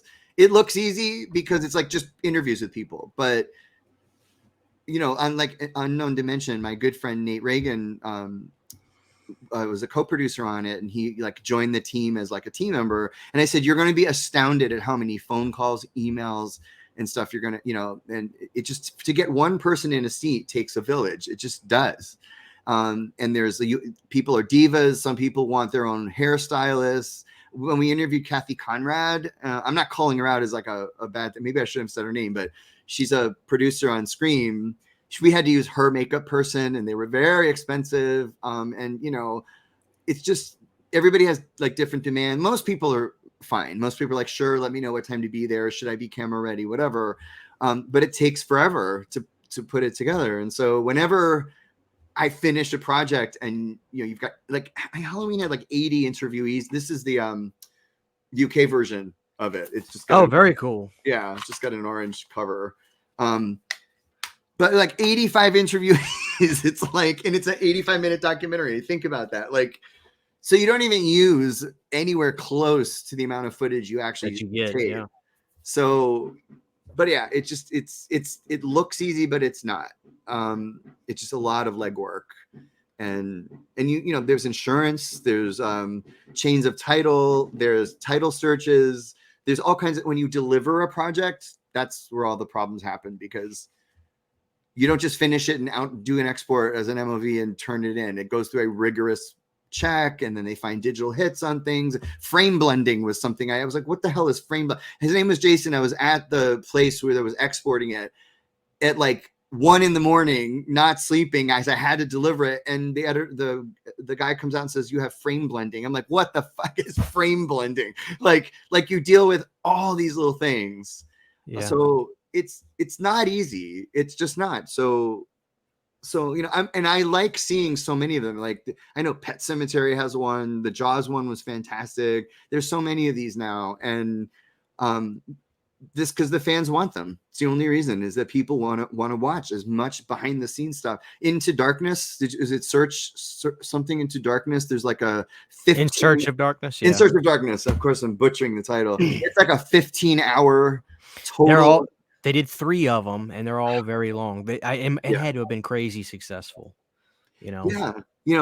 I haven't watched them because I got to be honest, I don't have 15 hours to sit. Yeah. I can't. I'm like so busy working on all my other stuff. So, but how cool. And then it's just getting bigger, and the fans are crazy, and the conventions get bigger. And so Well, it's great. you know, when we're talking about this, you know, it seems like was this a really good point in your life, especially that his name was Jason time? Yeah. Because it seems like it was, you know, while you're talking about this, and Yeah. that's It just was. great, you know. It was really, because I had lived in New Jersey up until 99. So, working in LA and all that stuff was never something I ever thought would be part of what I did. I mean, I'm a magician as well. And so I was a Oh, professional nice! magician. Holy I crap! performed at universities and all that. And I thought, well, I'm going to do magic for the rest of my life. And then I decided to give that up because I felt I needed to do something else. I'm a creative person. Mhm. And I thought, well, let me move to San Diego. I have a twin brother that lives out here. And I thought, well, let's go to San Diego. I mean, it's probably beautiful, and I'll find something else to do out there. And then very quickly, it all became about horror movies and all that. And so, working with the franchise is a dream come true. It really is. When I walked into Mustafa's office and met him for the first time, because the previous webmasters of HalloweenMovies.com were leaving, Bruce Deerbeck and Brian Martin. They recommended me. So I came home from work. I got a message from Trancas Internet, from Christy at Trancas. "Hi, Anthony. Your name was given to me by Bruce and Brian. They're stepping away. We'd like to know if you want to be our webmaster." Like, I about died. I was like, what? It's incredible. Right. And like 3 days later, I'm driving there, and I met him, and I met Malik, and they were like, "Okay, you're hired." And I was like, it was that easy. And Mustafa said to me, he goes, the fans. He was like, "What is it about the Halloween movies that the fans can't get enough of? Like, what is the ingredient?" And I said, "Look, I don't know." I said, "But I know how to keep them engaged."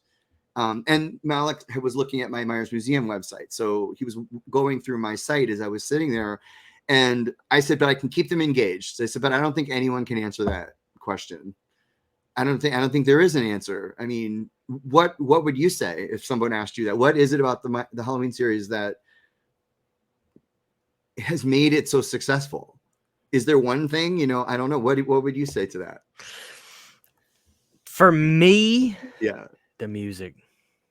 the music. All right. For me, I'm a musician. It's the music. Yeah. I love it. I love it, and it's the art. You know, it's like I'm a Nightmare on Elm Street fanatic. That's my stuff. But I love Friday the 13th. I love Halloween, and I mean, I got the art of it too. Like, I've got, Oh, wow. I've got the Oh, I pumpkin love and the stuff. Halloween 2 one. Oh my God. But they're all You know, great. Wow. it is everything. It's like you said, and it's the same. It's the same for Elm Street. It's the posters. It's the sounds. Like, some of those movies Yeah. gave me my love for bands that I never would have found.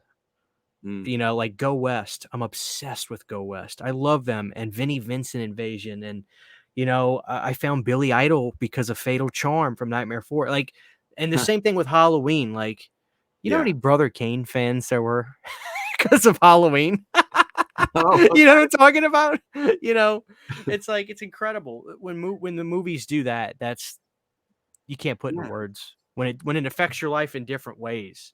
It changed your daily life. Yeah, that's what I hear. I mean, I've said that, like, it changed my life, but I can't really tell you why. I just know that. I mean, I've heard so many people say, "Well, that movie changed my life." I mean, I saw it when I was 10 and it changed my life. And you don't hear a lot of people saying that about a lot of different movies. I mean, yeah, you might say that about Back to the Future, or like that's when I realized I wanted to be a writer or something. But Halloween has this very specific spell that it casts on people that I don't know what it is. I mean, I did a documentary on it and I still don't know. Like, it hits something, and like, for that trailer we did for the Halloween 2 board game.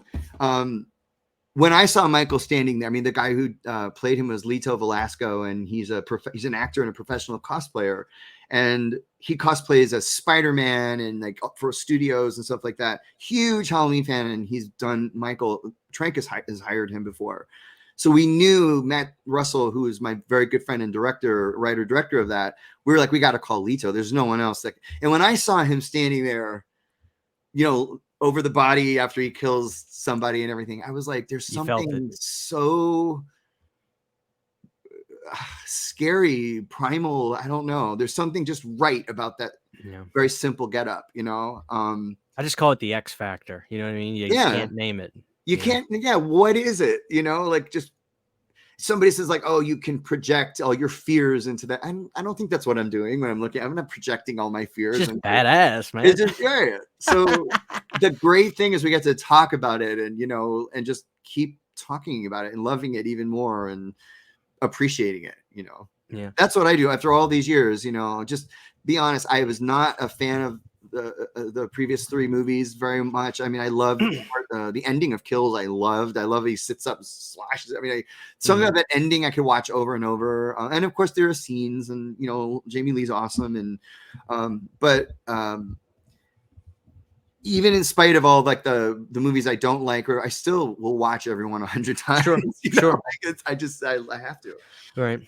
Yeah. Anthony, having this conversation was great because it made me realize that you have taken a part in my life in more ways than one. And, this was a big surprise, and shame on me, but you can understand most people don't watch the credits. They don't. They just want to, of course not. And that's fine. Oh my God. I do the same thing. Well, I think I read the credits a lot more now, but yeah. But this was an incredible conversation, man. And I thank you for, reaching out to me, that meant a lot. And it's cool, because you got to understand, Anthony, like I was a 17, 18-year-old punk kid who just decided to watch, and I get this, and I watch it over a decade ago now, and I'm talking to you who, created this. Like, it's remarkable the way the world works, Yeah.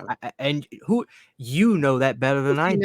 Now, well, I'm a producer of documentaries, but like when I met, like Nancy and Tommy Lee Wallace and, all the actors, like that was very magical for me. I get what you're saying, because you're like, who would have thought, again, when I lived in New Jersey, I grew up in Connecticut. I never wanted to be in the film business or anything like that. And so it's, like I was in, where was I? Who Adam Green is? Of course, Hatchet Man. Right. Yeah. I was in the grocery store yesterday. I walked by him. I was like, this is why I love LA.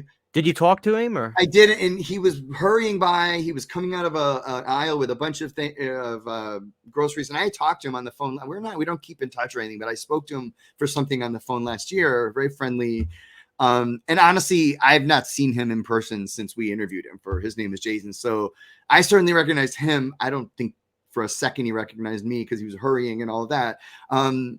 Oh my God, Tom Morga, Tom Morga, who plays Jason Man Part Jason. 5. I've seen him in the grocery store all the time. I'm like, oh, it's Tom Morga buying a cantaloupe or something. I'm like, like it's LA, so invariably you bump into people. I've seen Tom Savini at Halloween Town, which is like a really, really nice like Halloween merchandise store. It's like upscale and like, I saw Tom Savini in there once. Is he kind of intimidating? You kind of just like, yeah, well, I hired him for, his name is Jason. And then for the 35th Halloween event, I was there with Monica, who edited that documentary. And we saw Tom sitting at a table. And I said, do you think we should go up and say hi? Like, would he remember us? Like I've kept in touch with some people from the documentaries, but not everybody. And Tom, I hired him and I wrote the check, and like, it was a very professional kind of thing. And I walked over with Monica and I said, hey, Tom, you may not remember me. I said, I'm Anthony. And I said, produced. His name is Jason. This is Monica. She edited it. He went, oh yeah, nice to see you. And he just kind of turned. I was like, that was the whole conversation. Oh, nice to see you. It was like, okay. Oh man. But yeah, but like most people were like Jeffrey Landman, who played Billy in like Halloween 5. Like I'm friends with him. I'm friends with PJ Souls. I know Adrienne King from Friday the 13th. Like Friday the 13th. Yeah. she stayed in my house on Friday the 13th once. Like I was like, you gotta. I'm like, I saw her coming down the stairs in the morning. I'm like, I can't believe you're in my house. You know. God, that's incredible. But yeah, I mean, I've been fortunate to meet. When you know who I really loved meeting, and nobody talks about her, is Bonnie Hellman. She's the one with she gets the banana, like she squeezes the banana. Right. Final chapter. Yeah. Right. Okay. So she was coming in, and like she's in the movie for like 30 seconds or something. But like you that. remember it. We remember it, and so she was coming in to do her interview, and I said, you know, it'd be really funny if, as she's talking, all these bananas kind of come into frame, you know, and and I remember everyone was kind of like, that doesn't sound good. I'm like, how is that not funny? So I went to the store and I bought like this big thing of banana. I came in with bananas and we did it. And I think it's in the credits at the end. And it was really, and she went for it and it was all staged. She's like, well, what do I say? And I'm like, just say something about, just make some shit up. You're an actor. You're an actor. Yeah. Right. And so we had like 3 of us had like 2 bananas. Then we just kind of shook them at her and she acted all scared. And I'm like, I can't believe this is happening. It's just so fun. I remember that. Damn it. I do remember that. Man. We just had fun, you know. And I think that's another thing is like we all had passion for it. So don't set out to do one of these on something you're not passionate about because it's not going to work. Otherwise, you'll probably go mad. Anthony, one last thing I wanted to say: the composer that did the music for this, I gotta give him credit. It's John Corliss. Dun, dun, dun, dun, dun. It's creepy. It's great music. I'm gonna tell him you said that. It's great stuff. I love this documentary. Like I don't know how you feel if you have a feeling about one of these two, one way or the other. I think you look at His Name is Jason and you say to yourself, I did it again. You know, I think when you look at this, you say to yourself, I did it again, because you know this is good. You know what I mean? Yeah, I mean, you know, I love the Friday movies. I love them. You know, I love Halloween more. So of the two, and it was my first, and I learned so much. Like I didn't know there was like a color correction step, like in filmmaking. I just didn't know. Yeah. I mean, why would I think of that? And so like I learned how to become a producer, on that project. So of all of them, it was my favorite. But it's like for you, for His Name is Jason. Like it's what got you into horror in a different way. It was incredible time of my life, man. Yeah, we all have that thing that's like.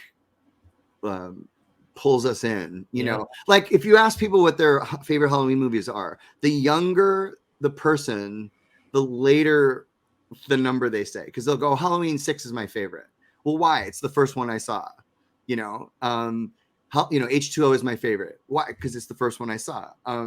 So you know, I saw the original Halloween on TV when I was a little kid, and it scared me. And I begged my mother to take me to see Halloween 2. So I've seen all the movies from Halloween 2 on in theaters. And I have great memories of my mother sitting between me and my twin brother, holding our hands, screaming. Like in Nightmare on Elm Street, when Nancy's running up the stairs and there's like that marshmallow stuff. Like I remember my mother, me and my brother screaming our heads off. And it's such a great memory to me. You know, like horror movies just...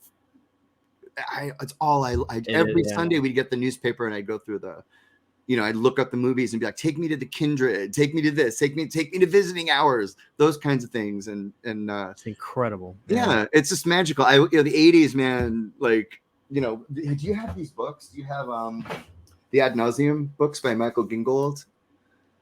I don't have that, but you know how I found out about Michael Gingold is from In Search of Darkness. Yeah, he's in that. Be in that. Yeah, he's been around a long time. I mean, I like met him once, but look at this. It's just like newspaper ads for. Well, let me pull you up. It's the entire book is newspaper ads for. Oh my! Event Horizon. Look at that. This is the second book. So this is So the 90s. This is the 90s. Yeah, this is Fire Walk With Me. Yeah. And this one. Where'd you get these from? You just look up Ad Nauseam. I think I got them on Amazon. But this guy he cut out every Sunday ads from. You're kidding me. Yeah, these are his personal newspaper ads, and that's all this is. It's all it is just ads from newspapers. Ad nauseum. Ad Okay, I'm gonna have to nauseam. go. I'm sure those are on Amazon. Yeah. I might have to check my old Barnes and Nobles though, but I actually have a minor little collection of books like that. I love that kind of stuff. Picture books and yeah. I wonder if do they have Return to Living? That's my favorite movie on the planet. They have Return to Living Oh, is Dead. it really? Oh, Oh really God, cool. it's my favorite. Yeah. Anthony, man, what do you got going on? You sound like you're a busy dude. I mean, you got some stuff you're working on? Well, we have the Halloween 2 game coming. I love Halloween 2. It's one of my favorite horror movies of all time. I can watch it over and over. It's the greatest. Are you kidding me? And it's really great. You know, I mean, the artwork. My partner in this is Fright Rags. I'm certain you're familiar with Fright Rags. They've been around for years. Wearing their shirt. Yeah. Is that their? Yeah, that's their shirt. You know. Oh yeah, that's a Fright Rags Silver Shamrock. Yeah. Look at that, man. Are you kidding me? The board is awesome. On one side, he's like stalking, so he's going all around Haddonfield. On the other side, he's in the hospital. It's the kill side, so he's killing on this side. That's incredible. Hold on. I'm sorry. Hold on, Anthony. Let me make you big again so the audience can. Hold on. I'm on the wrong side. Wait, what side am I? Okay, so you're on a kill side before. Right. So this is the scene where he jams the knife down into the paper. Look at that artwork, sensational. Yeah, this is Fright Rags for you. I mean, they're insane. There's Mrs. Elrod and the mustard and the mayo. There's he's looking at Alice in the window. What's this one? Oh, he's walking by the Lost River Drive-In. I mean, these board games are being a magician really was an asset to me designing them. So right. So board games are huge. We're doing another big title. I can't mention it. Because we're announcing it at the Midsummer Scream Convention in Long Beach next month. But it's another big title. We're going to do another Kickstarter for that. And I'm still producing as well. I have a couple projects that I'm working on and developing. But yeah, I think as far as documentary, I think I'm done, in terms of like the cinematic retrospective, because, everything's been done now. I wasn't even going to do Paranormal Activity because I thought, well, would anybody care? That was my reaction. Like, I didn't even know there were 6 in the series. There's 7 now. Anthony. But I was like, I think I'd want to see one on 1 and 2 and 3. But no. My friend Nate was like, we got to do it. There's no bonus features, nothing, no commentaries. And it's with one studio and no music. So I'm like, all right, I'll do it. And then fell in love with it, that's what made it so fascinating, because Anthony, just as well as I do, a lot of these franchises, the higher the numbers get, typically the lower the reception gets.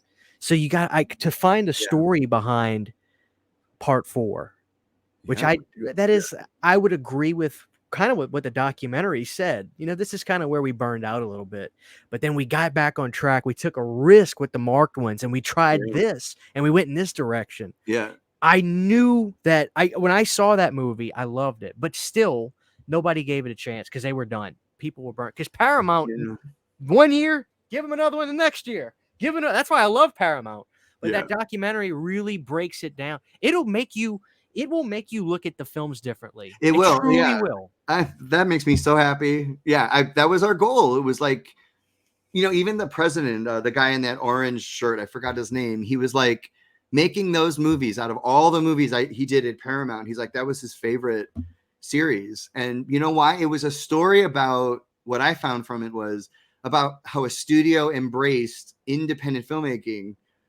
And it became like they just said, go film something, Incredible. They had copious amounts of money. And so movies are not shot the way that they did the Paranormal Activity movies. There's always a call sheet. There's a very specific schedule. They try to shrink their budget as much as possible. Some of these movies were made in over 9 months period of time. They're like, for part 5, it was like we shot for 9 months and then scrapped it and then came up with something like, you don't ever hear that. So for me, that was the story. It was a filmmaker's story. It was like the movies, what happens in the movies, the plots of the movies are interesting, but that's not what the documentary was about. It was a story. Like if you're a filmmaker, you should watch that documentary.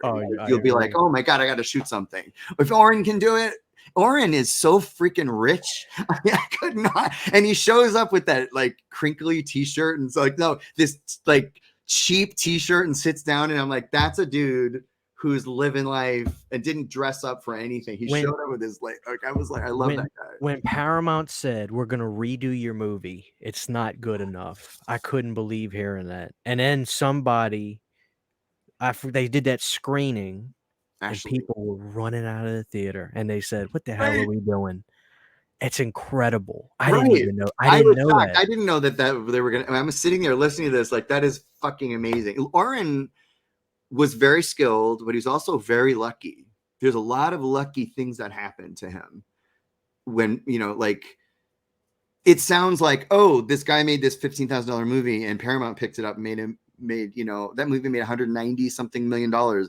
Yeah, that's what happened, but there was a lot of things that just worked. Like they said to him, this is something you don't know. I don't even know if we put it in the documentary. Oren still had to pay like $300,000 at some point for something.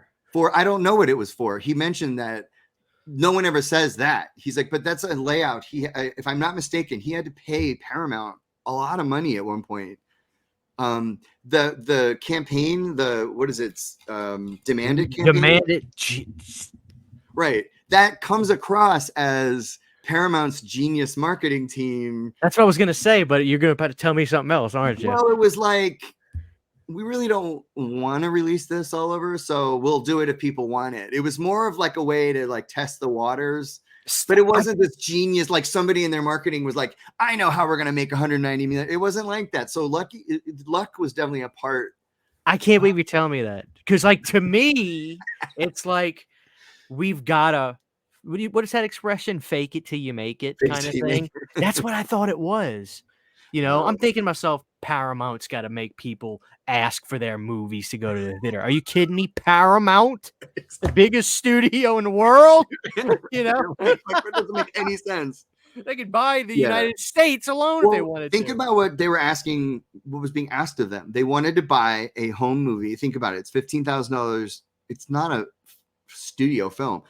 And somebody wants to distribute this as a Paramount movie. It's like, even I would have said no. I would have been like, this is not the kind of movie we make. We're Paramount Studios. We don't take $15,000 movies and plaster them around. Like, so that's the position that they were in.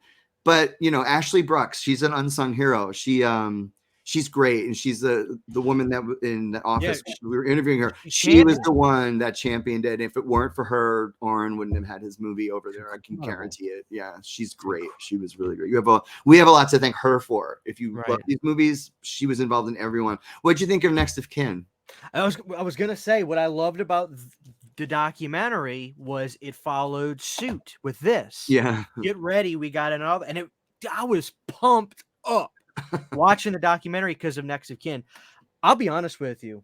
I got really pissed off at Jason Blum because apparently the director of that movie he was just being honest about like, hey, my movie's different. We're not going to be following suit like the Halloween films. This is a completely different story. And Jason Blum took offense to that and said his own movie, which I say his own, he produced. Blumhouse was involved with Next of Kin. He said he dogged the movie in an interview, and I'm thinking to myself, what are you doing, Jason? Like, are you kidding me? It's in writing. I saw it on my podcast. Wow. We looked at it, and I think he's crazy. Next of Kin is I loved it. I thought it was so good. That's what I'm talking about. That to me, that was the next marked ones. Hey, let's do something different. Yeah. You know what I mean? I thought it was sensational. I love Next of Kin. Yeah.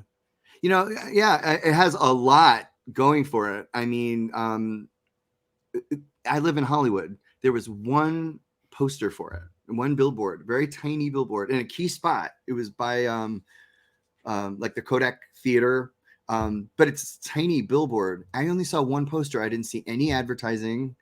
It was really like, why are you not promoting this? It was very strange. Well, it didn't go to theaters, right? That was a flagship movie they shoved on the network. Yeah. So what they did was they dropped Unknown Dimension and Next of Kin like together on their thing. So we were on their like homepage. It was really cool, but like they didn't promote it. You know, the Paranormal Activity movies used to be promoted. Like it was a big thing. Maybe by 5, 6, it was like, you know, it was dropping, but they did nothing. And I went to the premiere for Next of Kin, and usually when you go to a movie premiere, it's big. You know, there's like a big theater, and it's a big to-do, and there's like a red carpet and all that stuff. And here it was held at this really cool place. I can't remember the name of it, but it was more of like an event venue, like where you would have like a reception for a wedding or something. It was like half outdoors, and I got pictures. And the cast was there, and the woman who starred in it I was sitting with my director Joe, and she sat down right in front of us. So we got to watch the movie, and when it was over, I tapped her on I go, should we say hi? And he's like, yeah. And so I tapped on the shoulder, and she turned around, and we're like, you're so-and-so. We loved your movie, and you're in our documentary. And she goes, are you the guys doing that little documentary? She goes, they handed me a little microphone. Remember at the end, they have these little tiny microphones. Yeah, that was so funny. Yeah. It sounded good though. It was a good sounding mic, even though it was. But like she was beaming. She's like, this is my first big movie, you know, and great in it. She was great. I totally agree. But I just kind of feel like, but then nothing happened. Like nobody talked about it, and I don't know. Do you think Jason Blum had something to do with that? Like, I'm not trying to I'm somebody. I'm nobody. He's acting. I think he's got an issue with the director, Anthony. I really do. I don't know. I don't know about this Jason Blum guy. I don't know. You know, when we interviewed him, we went to his office, and he was great. He said, don't ask me questions, just let me talk. He's like, you'll get a better interview from me. And I love that. I've seen that happen before. It's like, we just know we're going to he goes, I'll just tell you everything I know you want to ask me. And he was great. He just talked for like an hour and a half, and we asked a few questions here and there, but he's a great interviewee and all that. He was very honest about some of the, he's like 4 wasn't that great. 6 wasn't that great. He was honest, but I didn't know he said anything bad about Next of Kin. I did not know that. So it was, I'm not making this up. It's in writing. And my buddy that I do a podcast with, I wish he could have been here with me, but he showed it to me. He's like, Christian, did you see this? And I was like, what's triggering this? And he goes, well, it looked like the director of this movie made a comment that I think Blum took as a slight to his Halloween films, because he's saying, hey, this movie is doing something. We're actually being original here, and we're doing something different. This is a completely different story. We're not trying to be like Halloween or whatever. And I think he took offense to that. So then he said the movie was correct, because what happened in the interview was the interviewer asked Jason, when's the next Paranormal Activity going to be after Next of Kin? And he said, did you see Next of Kin? It was bad. There's not going to be another one. Oh, wow. And I'm thinking to myself, come on, man. Wow. I do know that in the middle of the production, suddenly Blumhouse was no longer involved. Really? That's what I got. It was like, they might have actually said, and I didn't hear this from her. I got it from someone else who, trust me, knows what this happened. And they said that Ashley said, we're going to take it from here. So it was sort of pulled. So yeah, you might be right. You might be right. And there's a reason why that stuff happens, and you might be right. So, well, there you go. But what a shame. And listen, I've had you for nearly 2 hours. This has been sensational. To talk to you has been a delight. And I see his name is Jason poster up there. You got it framed up right there. Over here. Wait. No, right there. Right here. Yeah, turn right. There you go. It's you got an autograph by everybody. Yeah, that's when we did the DVD signing at Dark Dells. We got it autographed. I just had everyone sign it. And you got that cat on a pumpkin from Michael's. I got the same one. Oh yeah, yes. I have a black cat, so I was like, I gotta get it. So oh man, yeah. Oh look, you got that one right there too. That was the premiere for the documentary. Behind you, to your left, by your cat tower. Yes, by your cat dark tower. This thing, is that what you're talking about? No. Yeah, I mean the one that I saw was the other one, but that one. Yeah. Anthony, you know that I've wanted to have one of those. Do you know that a website called moviepostershop.com has prints of those that I can readily buy now? Oh no, I didn't know that. Yeah. It's so funny though. I when I got it, I honestly don't even know how I got it. If I picked it up at the night of the event or whatever. But it's like all the stars is there, all the my logo isn't anywhere. I'm like, it's so funny. Like, can you show that? Let me pull this up for the camera, and you could show the people. What am I doing? So it says Horror Hound down there, Evolution, Stars. Bloody, is it Bloody Disgusting? I can't tell what the one to the. And then Stars, yeah. That's incredible. That's history right there, man. Yeah, I mean, I just thought this was a screening at the Beverly, so we screened it. You're right. We premiered it at at the Beverly, at the New Bev. That's And history right yeah, there, man. we And also the movie actually premiered in the Denver Film Festival. I remember Stars had hooked up a premiere there. We were like at a film festival, so a couple of us flew out there, and everybody like had Jason. They were passing out these like foam Jason masks and everything, and the whole audience was wearing it. It was so weird. Oh, what are we doing at the Denver Film Festival? Like, that's so metal, dude. it is, yeah. Dude, Anthony, I'm telling you, as a fan, you can be proud of what you've done, man. You have done stuff that is a part of people's DNA. You know what I mean? And that's not a lot of people can say that kind of stuff, man. I'm telling you. That's nice to hear. It's all I can say is like I just did what I wanted to do. You know, I did what I was passionate about, and so yeah, well, it was great. That's why your video made my day, because you were like, "This is the blueprint," and I'm like, "What's he talking about a blueprint for?" And then it got me thinking, and it was like, well, it is. I probably the first, and it probably is the first of its kind, and that's nice, you know. But you know, I didn't create Halloween, but I'm creating things that I help that I'm passionate about, that I think help people appreciate even more. Like they don't have just the series now; they can watch this documentary. And I'm telling, yeah, it's literally, it becomes a part of your viewing. It's regular rotation, if you will, when you watch the movies. And I'm telling you, man, it's just incredible. I really can't put into words how much his name was Jason means. And Anthony, I can understand. You could be honest with me. I can understand if you probably like, look, I don't need to watch Crystal Lake Memories. You know, look, they're riding off of what I already did. I get that. But no, it's not possible. There is no Crystal Lake. And I'm not saying that because you did it first. I mean, it's your documentary still, Anthony. It's yours. When I say 75% of it is the stuff that you guys filmed, 75% of it is the stuff you guys filmed. yeah.